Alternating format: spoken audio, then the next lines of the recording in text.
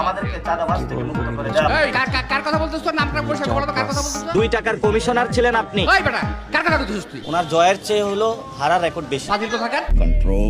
পুরা বাংলাদেশের 299টা আসনের নির্বাচন একদিকে আর ঢাকা 8 আসনের নির্বাচনের মোড় ঘুরে দাঁড়াইছে আরেক দিকে। Absolute cinema. বাংলাদেশে আর কোনো নির্বাচন নাই, একটাই নির্বাচন, ঢাকা 8 মির্জা আব্বাস। আর এই ঢাকা 8 আসনটিকে আলোচনার কেন্দ্রবিন্দুতে রেখেছে এনসিপি মনোনীত প্রার্থী আমাদের নাসির উদ্দিন পাটোয়ারি।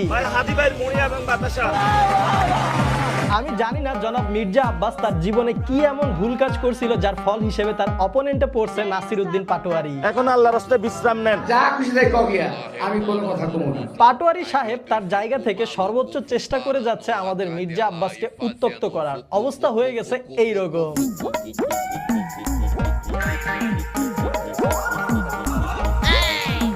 সবকিছুর পরেও সর্বোচ্চ ধৈর্য ধরে রেখেছেন আব্বাস সাহেব। এমন জায়গায় আঘাত করছে যাতে আমি রিয়েক্ট করি, কিন্তু ওটা বোঝে নাই যে আমার রিয়েক্ট করার বয়স চলে গেছে।